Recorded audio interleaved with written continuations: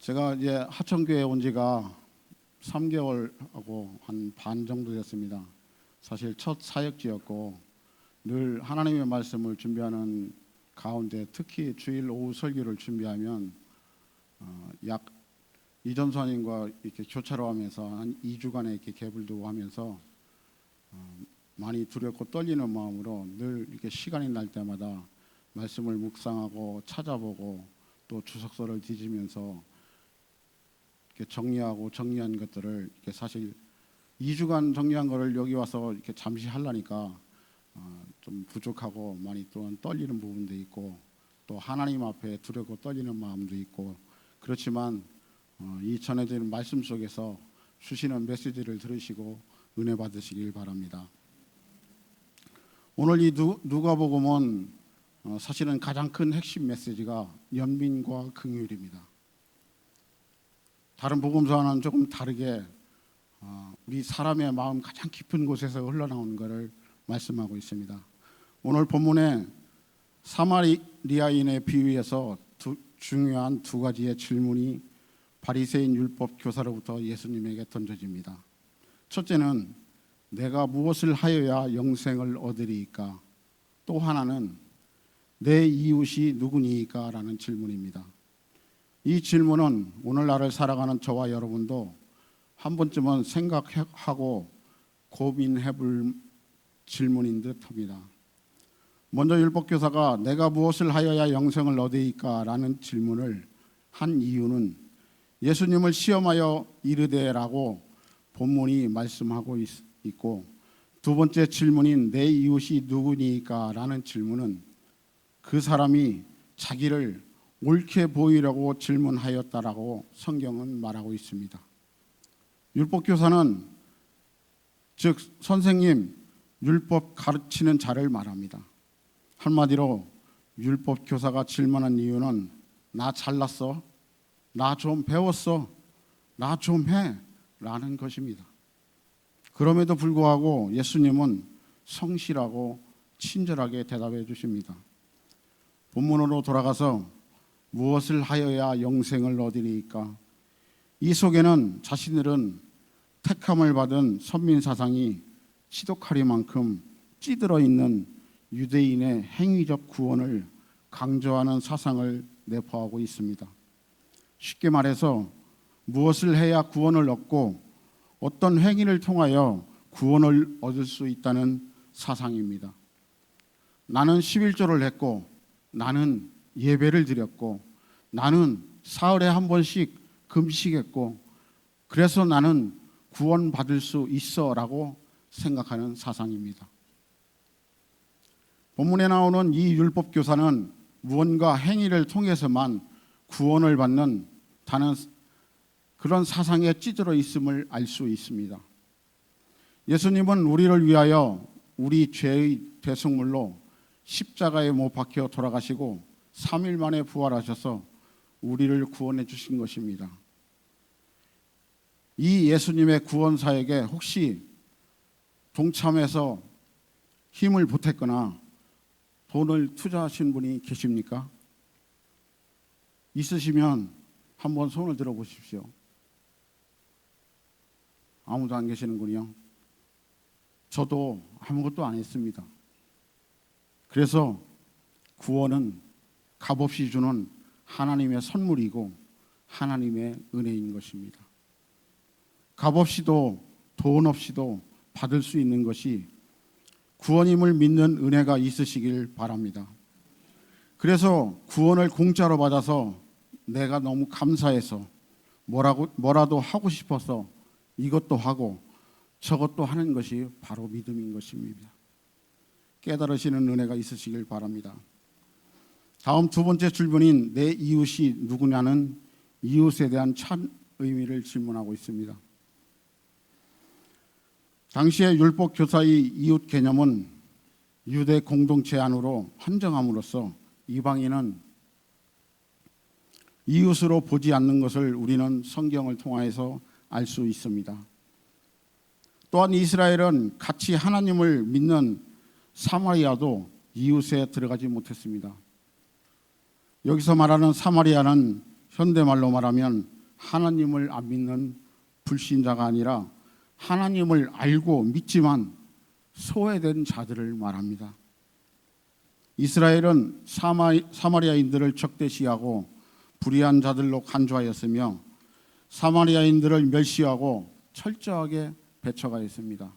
마치 우리 조선시대에 양반과 쌍놈이 어울릴 수 없고 함께 할 수도 없으며 양반이 쌍놈을 개, 돼지 취급하듯 말입니다. 그런데 현대의학으로 DNA 검사를 하였다고 합니다. 현재 이스라엘 사람들과 자신들이 경멸하는 사마리아인을 비교하여 보니 오히려 사마리아인이 더 순수 혈통에 가깝다고 합니다. 그리고 이스라엘은 수천 년이 지난 지금도 자기네들 이스라엘 외의 기독교인들을 이방인이라 생각하고 이방이라고 생각하는 전 세계 기독교인들을 상대로 이스라엘 땅에서 관광 상품을 개발해서 국가적으로 엄청난 수익을 벌여들이고 있습니다. 그러나 이스라엘은 사마리아 지역의 예수님 유적지와 사도들의 유적지는 절대로 유대인들이 투자하거나 개발하지 않는다고 합니다. 철저하게 선민 사상에 찌들어 있다고 볼 수 있는 것입니다. 대단히 상당하게 또한 철저하게 이중적인 모습을 선택받은 선민 사상의 모순이라고 보여지고 있습니다. 그런데 놀랍게도 예수님은 율법교사의 이웃 개념과는 전혀 다른 말씀을 하십니다. 예수님의 이웃 개념으로 예수님께서는 이웃의 개념을 철폐시키시고 이웃의 중심으로 자아를 개방토록 하셨습니다. 여기서 예수님께서는 참된 이웃이란 사람이 규정하고 한정할 수 있는 대상이 아니라고 말씀하십니다. 또한 누가 나의 이웃이냐를 묻기에 앞서 자신이 다른 사람의 참 이웃이 되어 사랑과 자비를 베풀어야 함을 교훈하신 것입니다.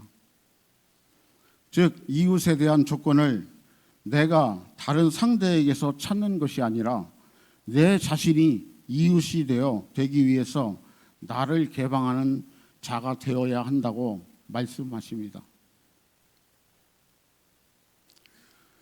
참된 이웃의 대상이란 저와 여러분 각자가 규정하고 한정지어서 할 수 있는 대상이 아니라 저와 여러분이 다른 이들에게 참 이웃이 되어 예수님의 마음인 온유와 사랑과 자비의 마음을 품을 때 이웃을 대하는 태도가 바로 하나님을 기쁘시게 하는 것, 이 사랑이 바로 율법의 본질과 목적이며 참된 의미인 것입니다. 본문 선한 사마리아인의 비유를 다시 한번 보겠습니다. 본문 10장 31절에서 33절을 같이 한번 천천히 봉독하여 보도록 하겠습니다. 30절에서 31절입니다. 예수께서 대답하여 이르시되 어떤 사람이 예루살렘에서 여리고로 내려가다가 강도를 만나매 강도들이 그 옷을 벗기고 때려 거의 죽은 것을 버리고 갔더라. 마침내 한 제사장이 그 길로 내려가다가 그를 보고 피하여 지나가고 또 이와 같이 한 레위인도 그곳에서 이르러 그를 보고 피하여 지나가되 어떤 사마리아 사람은 여행하는 중 거기 이르러 그를 보고 불쌍히 여겨. 아멘. 여기에서 제사장과 레위인의 특징이 있습니다. 구약의 민수기에서 제사장과 레위인은 하나님과 죄인된 사람 사이에 중개자 또는 중보자 역할을 합니다. 오늘날로 이해하면 무수히 많은 종교 지도자들의 상징이 바로 레위인과 제사장입니다. 그런데도 그런 제사장도 다 죽어가는 사마리아인을 보고 피하여 지나가고라고 본문은 말합니다. 여러 가지 이유를 생각할 수 있지만 결국 제사장의 기준에 맞지 않다는 것입니다. 두 번째 레위인입니다. 레위인도 그를 보고 피하여 지나가되라고 합니다. 동일합니다. 여러 가지 이유를 생각할 수 있지만 결국은 레위인의 기준에 맞지 않는다는 것입니다. 결과적으로 제사장과 레위인이 판단했을 때 옷도 벗겨지고 맞아서 거의 죽게 된 사람을 보고도 자기들의 기준에 맞지 않는다고 자기에게 피해가 올까 봐 도와주지 않는다는 것입니다. 행위로 구원받는다는 이스라엘이 오늘날로 말하면 행위로 중요성을 주장하는 예수 믿는 자들이 정작 마음을 닫아버리니 피하게 되는 것입니다. 그런데 33절에 사마리아 사람은 어떻게 하였나요? 먼저 그를 보고 불쌍히 여겨라고 말하고 있습니다. 즉 사마리아인은 동정이 아닌 긍휼의 마음으로 보살피는 것을 볼 수 있습니다. 본문 34절입니다. 제가 봉독하겠습니다.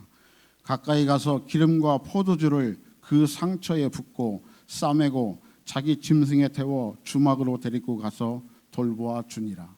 아멘. 나의 기름과 나의 포도주를 내어주고 나의 짐승에 태워서 주막까지 데리고 가서 돌보아 주고, 여기까지만 해줘도 사마리아인은 분명 최선을 다한 것입니다. 이제 그만하면 됐어. 너 그 정도면 잘한 거야. 너의 도리는 다 한 거야. 훌륭해. 라고 말할 수도 있습니다. 그런데 사마리아인은 거기에서 더 나아가 본문 35절은 이렇게 말씀하고 있습니다. 그 이튿날 그가 주막 주인에게 데나리온 2를 내어주며 이르되 이 사람을 돌보아 주라. 비용이 더 들면 내가 돌아올 때에 갚으리라 하였으니. 아멘. 내 것을 조금 내어주거나 내가 줄 수 있는 만큼만 내어줘도 도와주는 것이 아니라 내가 희생하면서까지, 내가 빛을 지면서까지 끝까지 우리는 이웃을 과연 사랑할 수 있을까요? 예수님은 자신을 십자가에서 스스로 버리시고 죽음까지도 이기시고 평강을 누리셨습니다. 죽음까지 이기고 평강을 누리신 증거로 예수님을 배반하고 예수님을 버린 자들을 찾아가십니다. 예수님은 스스로 목숨을 포기하여 자살을 택한 가룟 유다 외에는 모든 제자들을 사랑으로 품으시고 그런 제자들에게 영생의 길을 갈 수 있도록 예수님 자신을 내려놓으셨습니다. 그러면 예수님이 말씀하신 사마리아인처럼 저와 여러분이 남들을 도와줄 수 있을까요?